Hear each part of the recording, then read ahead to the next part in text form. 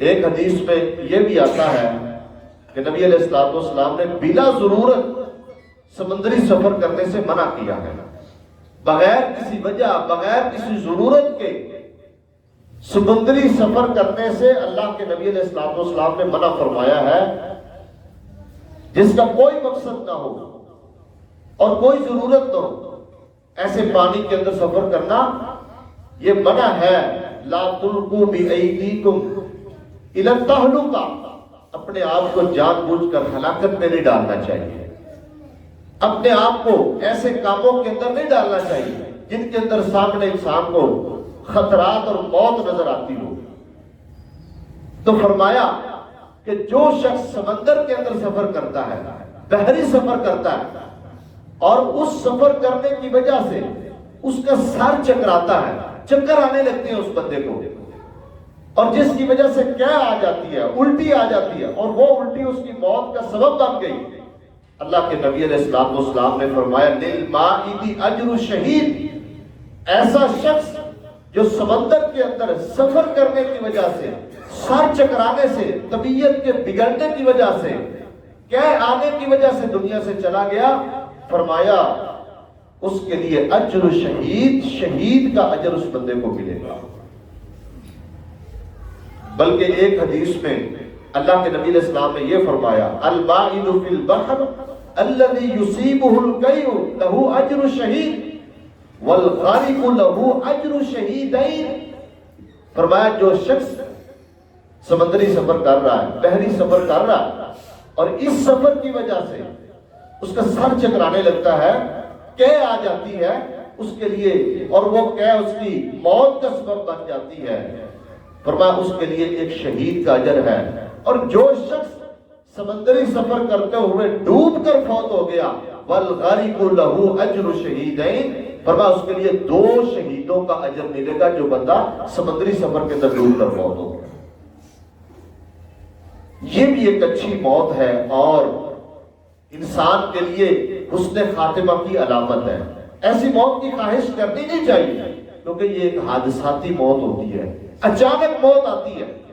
لیکن اگر کوئی شخص اس طرح کی موت کا شکار ہو جاتا ہے تو یہ اخروی زندگی کے اندر، آخرت والی زندگی کے اندر اس کے لیے ایک اللہ سے اتنے بڑے اجر و ثواب کی امید رکھی جا سکتی ہے، اور اس کو علامت سمجھا جا سکتا ہے کہ اللہ کے ہاں اس کا بڑا اجر ہے.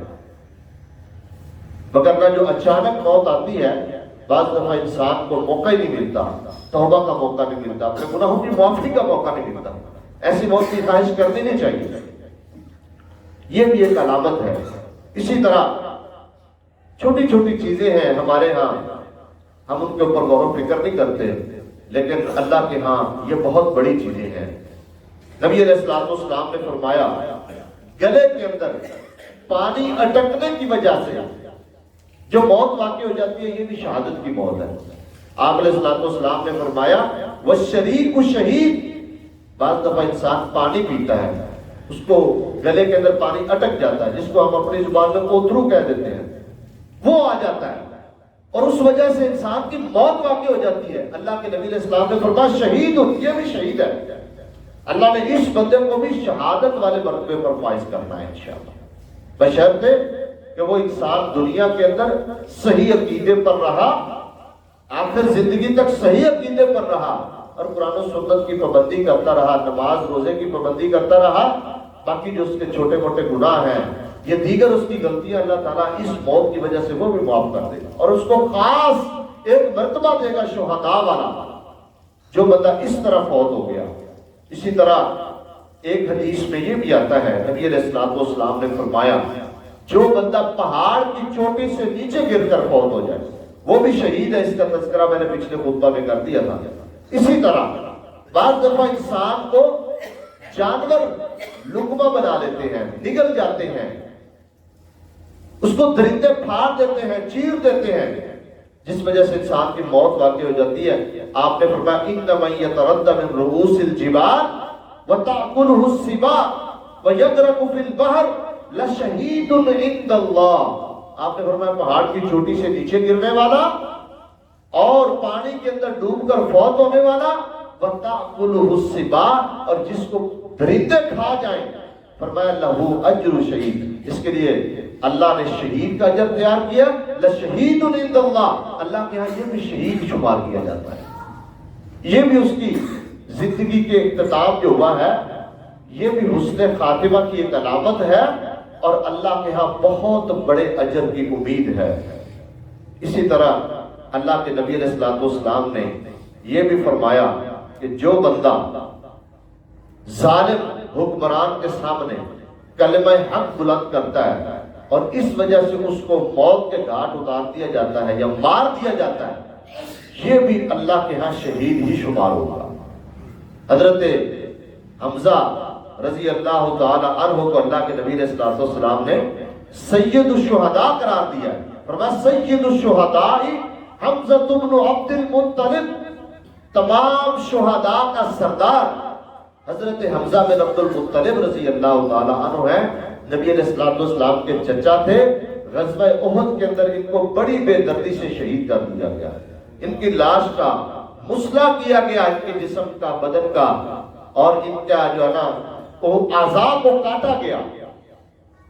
فرمایا یہ حضرت حمزہ رضی اللہ تعالی عنہ سید الشہداء، ایک یہ آ گیا، حضرت حمزہ سید الشہداء ہے، اور دوسرے نمبر پر وَرَجُلٌ قَامَ إِلَىٰ إِمَامٍ جَائِرٍ فَأَمَرَهُ وَنَهَاهُ فَقَاتَلَهُ۔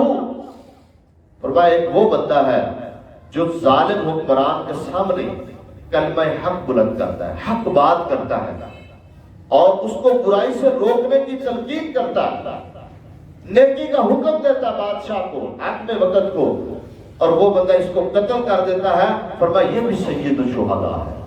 یہ ایک حدیث کے اندر اللہ کے نبی علیہ الصلوۃ والسلام نے دو بندوں کو سید الشہداء قرار دیا ہے، ایک خاص متعین کر دیا، اور دوسرا مطلقاً وہ بندہ جو حاکم وقت کے سامنے کلمہ حق کی پاداش کے اندر حق بات کہنے کی وجہ سے مار دیا جاتا ہے، قتل کر دیا جاتا ہے۔ فرمایا سید الشہداء، یہ بھی شہیدوں کا سردار ہے، یہ بھی اس کی موت کی اور حسن خاتمہ کی ایک علامت ہے۔ اسی طرح ایک بندہ میدان معرکہ میں نہیں جاتا، نہ جا کر دشمن کے خلاف لڑتا ہے، لیکن اس کے دل کے اندر سچی تمنا اور تڑپ ہے، دل سے اللہ تعالیٰ سے دعا کرتا ہے، عہد کرتا ہے اپنے رب کے ساتھ کہ مجھے اللہ نے موقع دیا تو میں اللہ کے راستے میں جہاد کروں گا، فی سبیل اللہ لڑوں گا، الہ کلمۃ اللہ کے لیے اللہ کے راستے میں جان دینی پڑی تو میں اپنی جان دے دوں گا۔ بندہ اللہ سے دعا کرتا ہے، صدق کے دل سے شہادت کی دعا کرنے والا۔ اللہ کے نبی علیہ الصلوۃ والسلام نے فرمایا من طلب الشہادۃ صادقا من قلبہ اؤتیها ولو لم تصبہ۔ آپ نے فرمایا جو بندہ اپنے دل کی سچائی کے ساتھ اللہ سے شہادت کا مطالبہ کرتا ہے، اللہ تعالیٰ اس کو وہ شہادت عطا فرما دیتا ہے۔